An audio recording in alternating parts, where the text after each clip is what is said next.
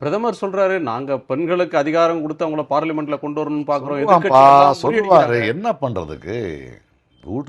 ஜூட்டு polo போல்தே Raho. பொய் சொல்றதுக்கு என்ன இருக்கு?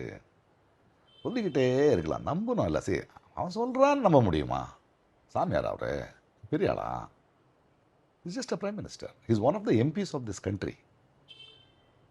5 வருஷம் நம்ம தான். அவன் காரு, ஸ்கூட்ரு, மக்கள் எல்லாமே நம்ம கொடுத்தது தான். நம்ம செலவு. எலெக்ஷன் கேம்பெயினுக்கு நீ யார் செலவில் வர்றேன்னு நான் கேள்வி கேட்கணுன்றது. இது வரைக்கும் அவனுக்கு பிரைம் மினிஸ்டராக தான் வர. நீ உன் பார்ட்டி கொடுக்குதா? உங்களுடைய எண்ணம் என்ன? உன் நாடெல்லாம் போய் கட்டி பிடிச்சிங்க. என்னாச்சு? இஸ்ரேல் ஈராக் வார் பற்றி ஒரு ஸ்டாண்ட் எடுக்க முடியல. அவன் சொன்னான் ரஷ்யா ஆயில் வேண்டாங்கிற, அவன் சொன்னான் 30 நாளைக்கு வாங்குற.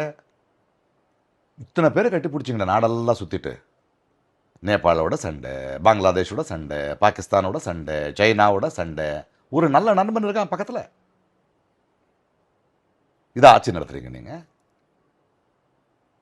ஸோ ஃபாரின் பாலிசி ஃபெயிலியர்ன்றீங்க. அவங்க வந்து விஸ்வகுரு, உலகத்துக்கே ஒரு எந்த ஊர்ல எந்த கான்ஃபிளிக் நடந்தாலும் இந்தியா சொன்னா கேட்டுக்கும், அவ்வளவு பெரிய ஸ்டேச்சர் பிரதமருடைய காலத்தில் வந்துருச்சுன்றாங்க. ஒரு பில்லை நிறுத்த முடியல, வார நிறுத்திட்டாரா? நிறுத்தல.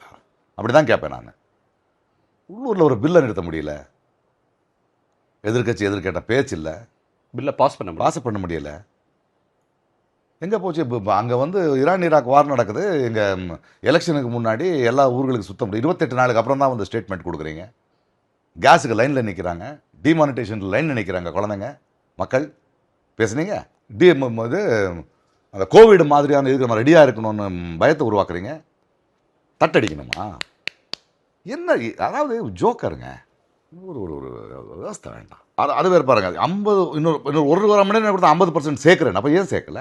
1 மணி நேரம் அவகாசம் கொடுங்க, நாங்கள் சட்டத்தை திருத்தி எடுத்துட்டு வரோம். இப்போ தெரியுதா? அப்போ ஏன் போடல? ஒரிஜினலா இன்ட்ரோடியூஸ் எழுதல. நீ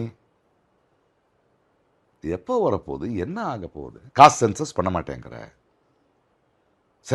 மாட்டேங்கிற, உன் இஷ்டம். எந்த வாயில் அபத்தமான பொய் சொல்கிறேன்? நாங்கள் 50% யாருக்கும் அநியாயம் நடக்காதுன்னு. இங்கே 52 ஆனால் அங்கே 102 ஆகுது இல்லை? பண்ணிட்டு இருக்கல. அல்ல, உனக்கு உன் சின்னத்தில் இங்கே நிற்கிற வக்கே இல்லையே. இங்கேயே யார் பின்னாடியோ தானே நிற்கிற.